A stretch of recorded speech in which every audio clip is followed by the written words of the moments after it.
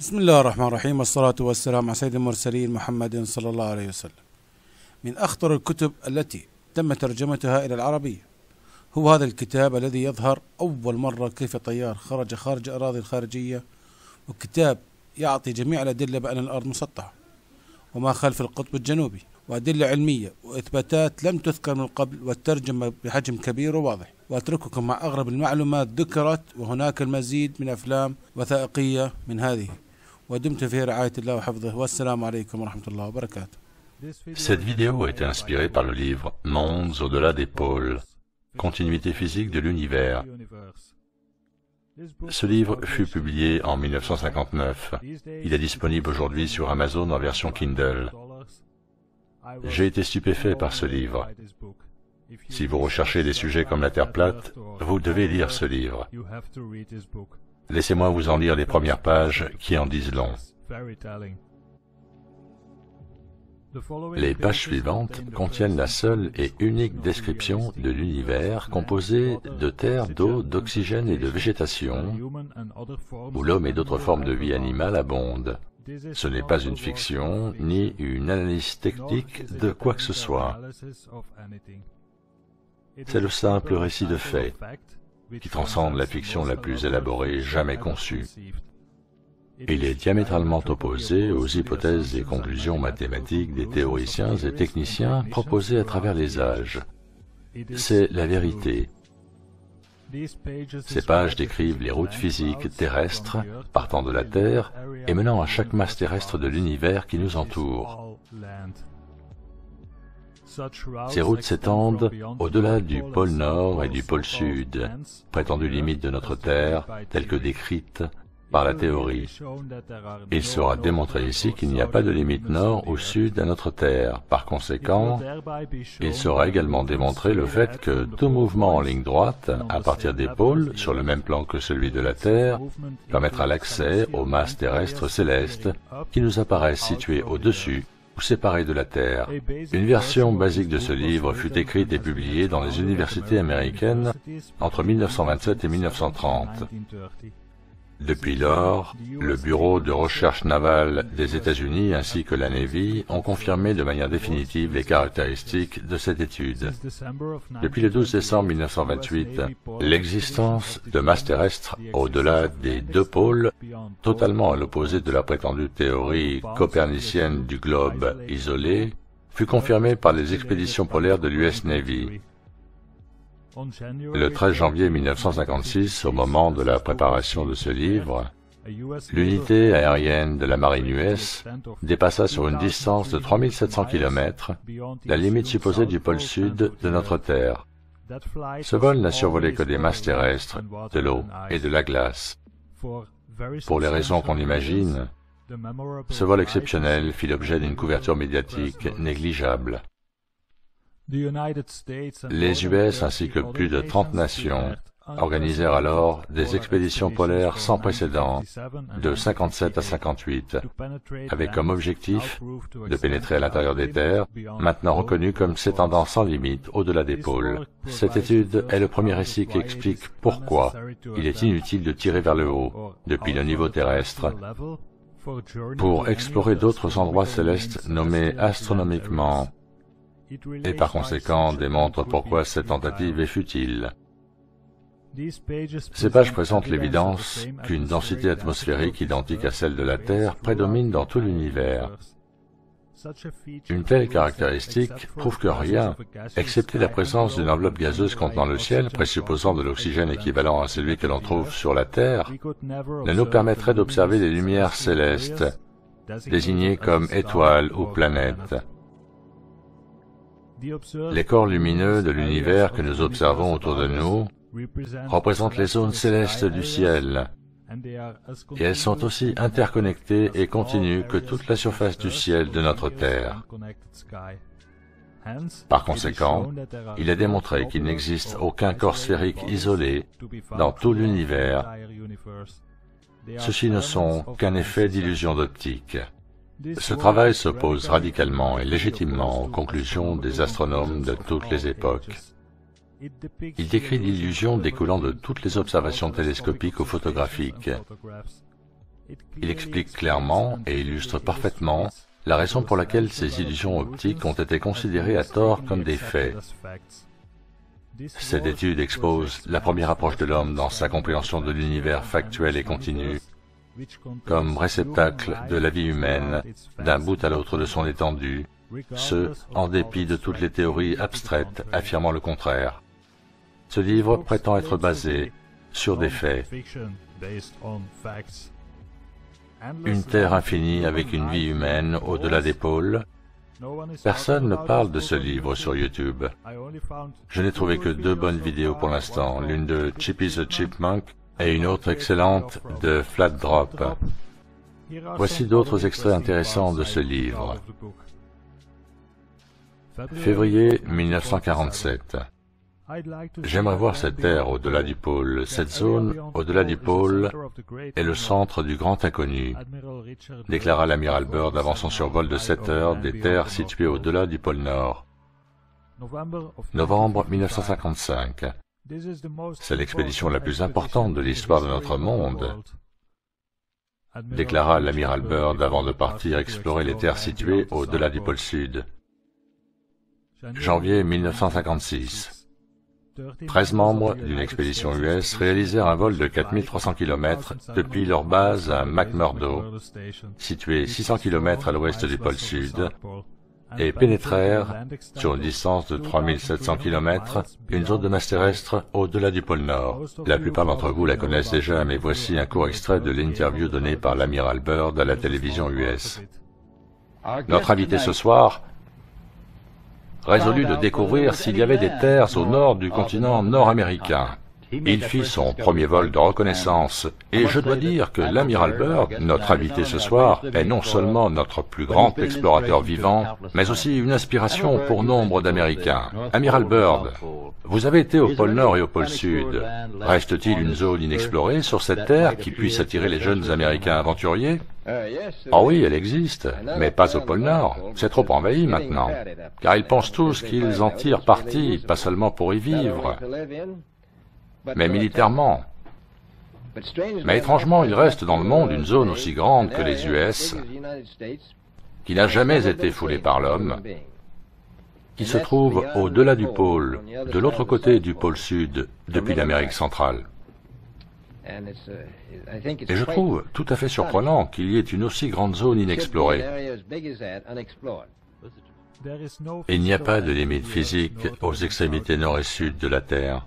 Il n'existe pas d'espace entre les zones de l'univers, mais toutes les observations font apparaître de manière trompeuse le contraire.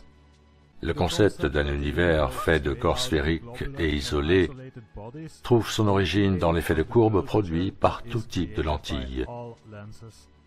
Les corps sont une illusion. La conclusion antique de Galilée que les zones célestes lumineuses sont isolées les unes des autres et qu'elles ont un mouvement circulaire dans l'espace est directement liée à l'inévitable erreur d'interprétation du fonctionnement d'une lentille optique. Le mouvement circulaire est donc une illusion. Dans un univers de masse terrestre et de ciel continu, les gaz s'échappant de la voûte lumineuse engendrent un effet forcément trompeur de mouvement circulaire ou elliptique. Cet effet trompeur provient du fait que de telles émanations gazeuses dans le ciel sont détectées par les lentilles circulaires. Derrière cette voûte gazeuse mobile qui enveloppe tout le royaume céleste se trouvent, indétectables mais réelles, des masses terrestres, de l'eau, de la végétation et de la vie, tout comme sur Terre. Les illusions d'optique proviennent du fonctionnement de la lentille de l'œil humain, et toutes les lentilles des appareils photo et télescopes sont conçues comme celle-ci. Le fonctionnement d'une lentille requiert sa convergence, ce qui crée un effet de courbe aux proportions d'un disque réfléchi par la circularité de tout type de lentille. Observée ou photographiée depuis une altitude élevée ou depuis la voûte céleste, une illusion d'optique identique se produirait de par la surface continue et ininterrompue du ciel recouvrant la Terre. En 1927, la science ignorait qu'en l'observant depuis une haute altitude, chaque parcelle du ciel terrestre était lumineuse. Les premières observations et photographies furent réalisées par le professeur Auguste Piccard en 1931. Piccard n'a pas atteint une altitude suffisante pour obtenir ce contraste de luminosité du ciel avec l'arrière-plan du noir profond de la stratosphère. L'idée du disque au bord relevé à laquelle il fit référence n'était que partielle, car la distance atteinte n'était pas suffisamment éloignée de l'enveloppe gazeuse du ciel. Des photographies prises en 1946 par des fusées V2 à une altitude de près de 100 km montrent l'effet trompeur d'une forme de disque et de son ciel isolé, au-dessus de White Sands, New Mexico, et de ses alentours. Ces prises de vue par les fusées à plus haute altitude détiennent la plus sensationnelle des confirmations de l'existence d'une continuité physique. Les étoiles et planètes sont connectées, forment le ciel céleste lumineux avec des masses terrestres sous-jacentes. Il n'est pas possible de faire le tour de la Terre du nord au sud. Quelques vols soi-disant autour du monde ont contribué à la fausse croyance populaire que l'on pouvait en faire le tour en passant par les deux pôles. Tout mouvement de progression au-delà des pôles mène au franchissement de la limite finale supposée de la Terre globe, et les terres que l'on y trouve sont connectées au céleste. Ces terres passerelles semblant à la verticale ou extérieure, depuis toute position terrestre autre que celle des pôles, sont atteignables par progression en ligne droite au-delà de ces pôles imaginaires. Ce n'est plus 1927. L'existence de mondes au-delà des pôles fut confirmée par l'exploration navale US durant les 30 années suivantes. Voici, selon le livre, une illustration de l'univers. Comprenez que ce n'est pas la forme réelle de notre univers, mais plutôt la manière dont nous voyons l'univers. Le mode de fonctionnement de notre œil crée cette illusion. Voici une autre illustration. Nous vivons en bas, sur la surface terrestre, et au-dessus de nous se trouve une couche d'atmosphère. Au-dessus de cette couche se trouvent des parties courbées représentant des morceaux du ciel, lumineux lorsque observés par au-dessus. Encore plus haut, nous avons la stratosphère, puis on arrive au niveau céleste, qui est identique au niveau terrestre, en haut comme en bas. Étant donné que le haut est toujours relatif, nos cousins célestes voient le ciel bleu en haut, de la même manière que nous, et contemplent ainsi un ciel étoilé lumineux identique au nôtre. Contrairement à la croyance populaire, un lancement vertical ou vers l'extérieur, depuis n'importe quel point terrestre ou céleste, enverrait la fusée hors de la structure de l'univers, dans l'espace infini. Placez votre pouce devant la section stratosphère de l'illustration, puis ramenez-le vers vous. Cela vous décrit ce qu'il se produirait si une fusée ne revenait pas sur Terre après son lancement. Elle serait perdue dans l'espace, à partir duquel l'univers fut construit. Ou alors elle serait projetée sur un autre plan terrestre isolé par rapport au point de lancement. Le haut est toujours relatif à notre position, quelle qu'elle soit dans la structure de l'univers. Quand on se trouve sur la Terre d'en haut, la surface terrestre que l'on a laissée derrière nous sera la verticale de nos observations à partir du plan céleste. Si nous étions assis sur le nez d'une fusée à 800 km d'altitude par rapport au plan terrestre, nous aurions perdu la notion du point d'entrée dans la stratosphère sombre. Et peu importe la direction de notre regard, nous observerions les mêmes points lumineux désignés par l'astronomie, les mêmes que ceux que l'on voit en observant le ciel couvrant la surface terrestre que l'on vient de quitter. Nous verrions des lumières similaires nous enveloppant, quel que soit notre angle d'observation. Puis, alors que l'altitude augmente, les lumières célestes couvriront l'ensemble.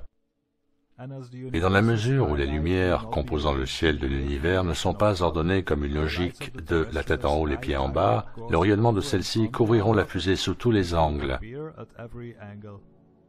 Ce qui est au-dessus est en fait partout. Ce que l'on appelle les cieux du haut sont en fait autour de nous. Le facteur responsable de la couverture glaciaire des zones polaires résulte de leur positionnement par rapport à l'univers tout entier et à la distribution des forces magnétiques qui le parcourent. Cette distribution magnétique varie en fonction des lois naturelles gouvernant sa répartition universelle. Des documents détaillés sur l'Antarctique précisent que les pingouins et les baleines y abondent, zone pourtant initialement considérée comme zone glacée, isolée et constamment plongée dans la pénombre, et que les montagnes recèlent une fortune en charbon et minerais. L'Antarctique, que nous connaissons comme étant le pôle Sud, est une terre constituée de montagnes, de minerais et de vie animale. D'autres terres comprenant de la végétation ainsi que toute forme possible de vie existent au-delà de celui-ci. À partir d'un certain point, et ce sur une certaine distance au-delà, les vents et blizzards les plus intenses se font ressentir, agissant comme un frein naturel à la progression hors des limites de la terre connue. De telles conditions agissent comme l'expression d'une volonté divine, exigeant de tout être terrestre certaines valeurs cosmiques, permettant de franchir cette barrière de glace. Au-delà de cette barrière naturelle existe un monde au climat chaud composé de terre et de cours d'eau, et c'est là que nos cousins célestes attendent l'arrivée de l'homme terrestre. Et si on se demande à quelle distance se trouve le monde céleste, il suffira de dire qu'à la vitesse des transports d'aujourd'hui, elle est négligeable.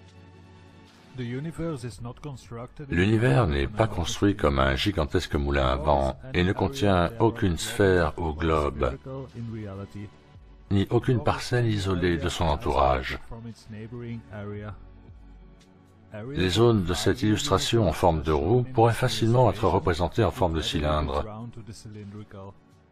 dans lequel chaque masse terrestre interconnectée du plan céleste et du plan terrestre se dévoilerait sous forme ondulatoire, générée par la puissance cumulée de leur champ magnétique.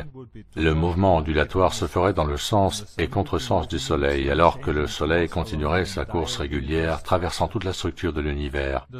Le parcours continu du Soleil à travers l'univers sera, durant une saison particulière de notre année terrestre, dirigé vers une zone spécifique, qui, à une autre période de l'année, en sera plus éloignée. Des deux côtés du ciel lumineux, céleste et terrestre, de la masse terrestre existe.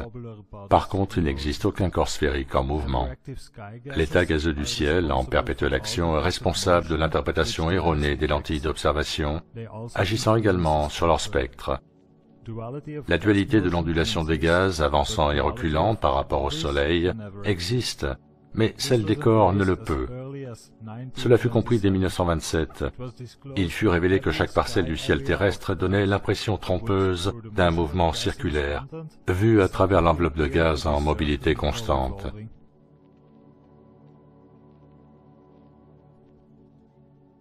Et si ce livre représentait la réalité, si c'était vrai, pouvez-vous imaginer ce qu'il se passerait si les gens le découvraient? Je ne sais si cela est vrai ou non, mais en ce qui me concerne, j'ai trouvé sa lecture très intéressante.